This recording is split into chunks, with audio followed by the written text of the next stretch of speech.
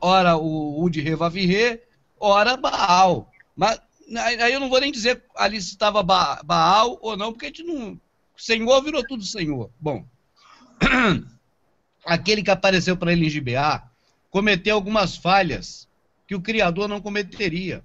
Ele disse: Salomão, se tu fores fiel, como foi teu pai Davi em todos os seus dias, te farei assim, assim, assado. Pô, Davi tinha sido fiel. Entende? Então já é Davi, estranho.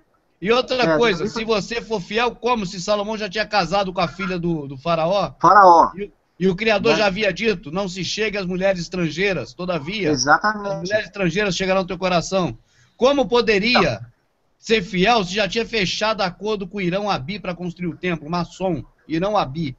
Então, o quando o irmão padre da vê que a maçonaria, né? maçonaria adora Salomão, não é à toa. Salomão construiu uma câmara secreta lá dentro, onde aqueles homens Exatamente, faziam culto de maçonaria lá dentro.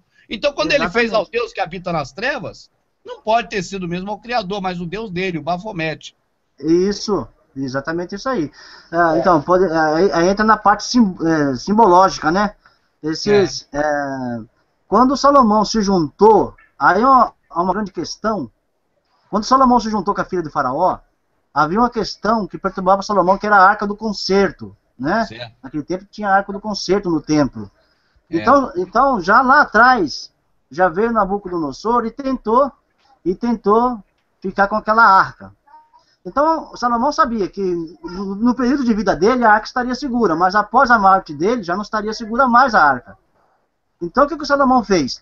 Na época, quem tinha um sistema de segurança e de esconder coisas debaixo da terra que ninguém achava, era impossível de achar, era só os egípcios. Então, Salomão, ele tinha uma preocupação em esconder a arca do concerto. Então, ele sabia que para obter tal conhecimento, como ele era um grande senhor de guerra da época, ninguém ousava falar não para ele ou enfrentá-lo, porque Salomão era muito forte.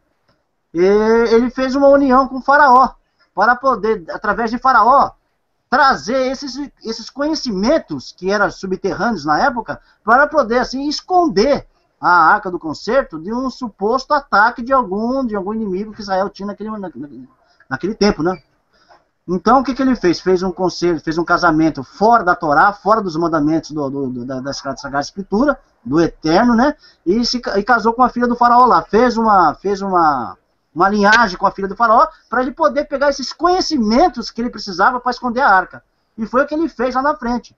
Ele escondeu a arca debaixo do altar ali e ficou escondida por muito tempo. Né? Ele conseguiu esconder. Aí depois veio um outro rei ali, invadiu de novo o templo, destruiu o templo, mas porém não achou a arca. Ele vasculhou o tempo inteiro, mas a arca ele não achou, porque estava escondida no sistema que Salomão tinha feito para esconder a arca. E quem veio falar dessa arca novamente depois foi o profeta Jeremias, mas deu também poucos detalhes. Então, essa questão aí, já o próprio Salomão já estava em trevas quando ele querendo supostamente proteger a arca do concerto, ele estava querendo dizer o seguinte, que o Eterno não tinha condições de ele mesmo guardar sua própria arca, que ele mesmo mandou construir, ele mesmo que preservava ela. Salomão quis passar na frente do Eterno em questão de segurança. Então ele usou essa ciência que tinha na época, ciência egípcia, né? Você vê que até hoje, se você estudar, entrar na internet e ver lá sobre os vales dos reis no Egito, você vê que só agora, em 1922, que acharam a famosa tumba de Tutancâmon. Se você vê É. o que tem dentro daquela estrutura, como é que ela se manteve guardada por quase 5.000 anos, né? 3.700 anos, né? Fora, isso é registrado, mas tem mais um tempo aí que a história não conseguiu registrar, há quase 5.000 anos. Então você vê, foi o sistema que o Salomão usou, é o mesmo sistema que esconderam aquele faraó, aquela múmia de Tutancâmon, é o mesmo sistema que o Salomão tentou fazer para esconder a Arca do Concerto. Por que essa Arca do Concerto era muito cobiçada na época? Porque todos os exércitos sabiam que o exército que tivesse a Arca do Concerto era um exército imbatível, vitorioso. Então todo mundo queria a Arca do Concerto. Não é isso, irmão Rubens? Sim, certo. Uma coisa que eu vou falar. Se Davi não pôde construir a casa, eu falo muito isso. Davi não pôde construir a casa que a mão dele estava suja de sangue. Salomão estava com a mão suja de sangue também. entendeu? Matou o irmão dele lá agarrado lá na Arca da Aliança lá, e mesmo assim foi lá e construiu lá o templo lá. Tem muita gente que não sabe separar. Salomão foi um rei, ele não foi um profeta. Entendeu? Quem falava, o Criador falava na boca do profeta, não falava do Salomão. Até com Davi também. Era o profeta que falava para Davi as coisas. Entendeu? Então as pessoas acham que é idolatrar Davi e Salomão porque acham que o Criador abençoou ele para ser um rei. Ser o rei para comandar. Tipo, politicamente falando, né? Porque pelo entendimento espiritual, ali, Salomão, acho que inteligência ele não teve nenhuma. Entendeu? Que depois para ele se corromper, por causa de mulher, depois, né, de tudo que ele aprendeu, né, com o pai dele, Davi, ele fazia aquilo ali, ali para mim, ele perdeu a credibilidade toda. Entendeu? Ele foi apóstolo dos deuses, ele queria conhecer muito além do que ele já tinha já. Ele queria conhecer sobre outros deuses, ele queria conhecer de tudo, queria ser o sábio de todas as coisas. Entendeu? Até o próprio rapaz ali que ele chamou para construir o templo acho que era maçom, pô, ele. Não, então, o selo que o Salomão usava na sua assinatura é o símbolo da maçonaria hoje. O Salomão é o pai né, Mohamed? Ele é o pai da maçonaria, né? Sem dúvida, não é à toa, né? Ele construiu tempo para a maçonaria. Embora já veio lá da Arcádia antiga, lá né? Já da Babilônia, né? Mas o Salomão que deu mesmo todo aval para... Deu assim, montou todo o esquema da maçonaria que nós conhecemos hoje, foi o Salomão que fez. E o pessoal fala que ele se arrependeu. E o pessoal foi por... Esse grupo de Israel aí, eu falo para algumas pessoas, eles foram para o Egito, a culpa toda foi de Salomão. Salomão que ensinou aquele povo a idolatrar ali outras coisas, Baal, entendeu? Foi tudo culpa deles ali. Ele inclusive, ele fez altares para deuses estranhos. Ele não só... Salomão não só, ele fez coisas terríveis, ele montou templos, ele montou altares de deuses desconhecidos, ofendendo o Eterno. Na verdade, Salomão não morreu, foi o Eterno que matou ele, né? Porque ele estava atingindo níveis de idolatria muito grande. Então o Eterno teve que cortar isso. Embora o Eterno abençoou ele muito. Existe alguém na Escritura mais idólatra do que Salomão? Será que existe outro mais idólatra, mais pilantra? A Escritura diz que para cada mulher que ele amou, ele construiu um altar, um templo. Pois é. Aliás, para cada Deus da mulher que ele amou, ele construiu um altar. Não para a mulher, para o Deus dela. Inclusive os deuses egípcios. Ele amou 1000 mulheres, tivesse... O Deus ele se misturou com tudo enquanto é mulher, cara. Então, ele do mesmo jeito que ele recebeu do Eterno, ele recebeu também do mal, né? Porque ele praticou muita maldade. Ele fez tudo que o Eterno pediu para ele não fazer, ele fez. Casar com mulher de outra tribo, de que não tinha conhecimento dessa escritura, ele casou com várias delas, né? Nossa, ele fez altares para Moloque, olha só. Moloque foi um ídolo que irritou muito a ira do Eterno.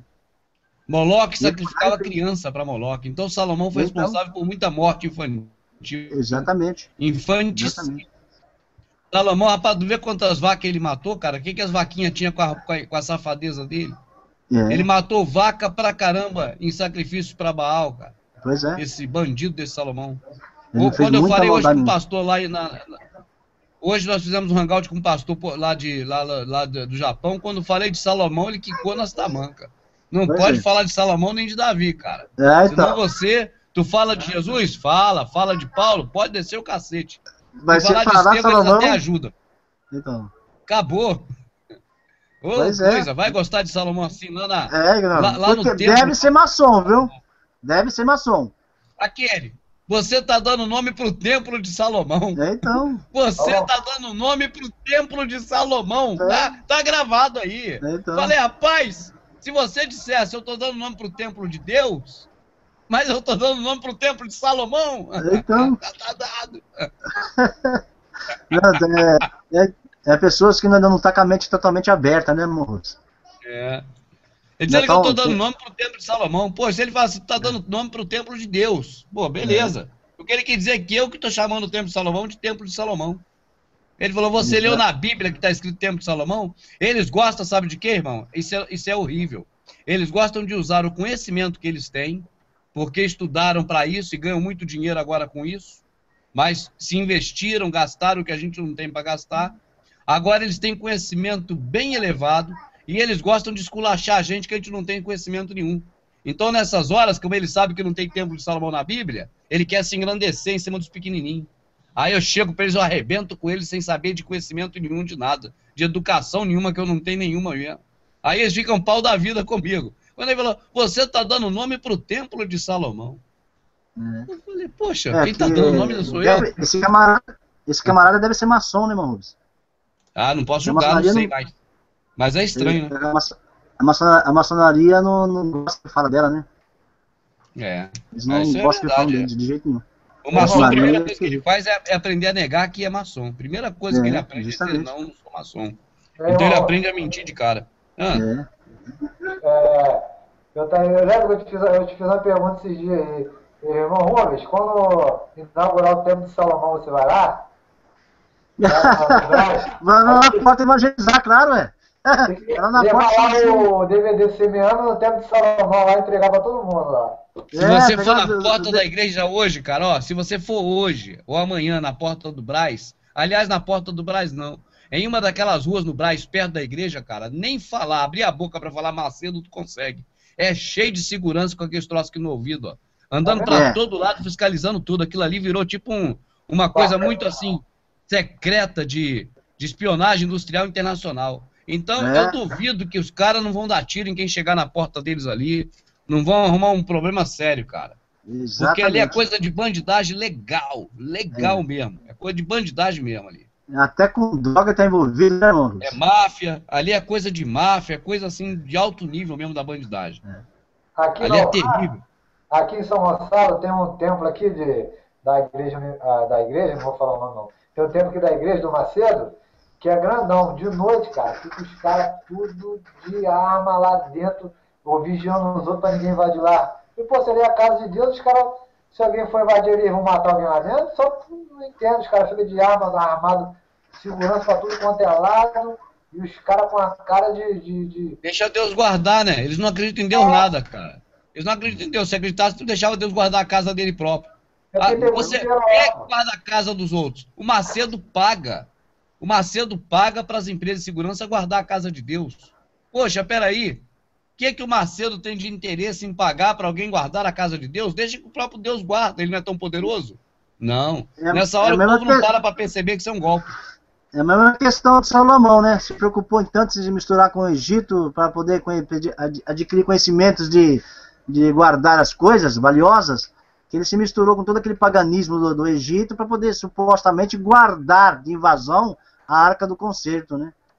Nosso Macedo é a mesma coisa. Não é só Macedo não, viu? Aquele Davi Miranda, ele anda, se você for ali no Grissério ali, e hoje também ele anda com a segurança, inclusive de agentes, tudo americano. Tudo armado com metralhador e treinamento de última geração para proteger aquele homem. Então, só por aí você já vê, né? Que o homem não é um homem comum, mas também não é um homem da Sagrada Escritura. Porque se você vê os profetas, como é que os profetas sofreram, em momento algum eles tiveram segurança. Inclusive, o Eterno falava assim, vai! Uns ainda falavam assim, mas Senhor, Eterno, eu vou lá, mas eles vão me pegar, vão fazer. Não, vai, eles vão te pegar, mas pode ir. Mesmo assim eles iam e pegavam, né? Então, os apóstolos também, você vê os apóstolos, né? Eles não tiveram, qual apóstolo que teve segurança? Eu vou pegar a própria vida do Messias, aí, qual a segurança que ele teve? Qual foi a segurança que ele teve? Então, só por essas coisinhas aí que você encontra na Bíblia, você já é capaz de discernir essas hostes da maldade em lugares da mente humana, no tempo humano, tomando o lugar do Criador. Né, Mohamed? É isso aí. Rapaz, sem dúvida. Irmã Beleza, eu quero fazer uma pergunta a você. Rapaz, falei com uma pessoa, uma vez eu estava numa pizzaria com uma pessoa, eu falei assim, eu tinha visto um vídeo, né, do irmão Rubens falando dos negócios, sobre o jejum também na época. Aí eu falei para a pessoa assim, só falando de jejum, eu falei, pô, jejuar? Pô, a gente não precisa jejuar não, pô. Na Bíblia está escrito que a gente não precisa, A própria escritura diz que a gente não precisa jejuar. A pessoa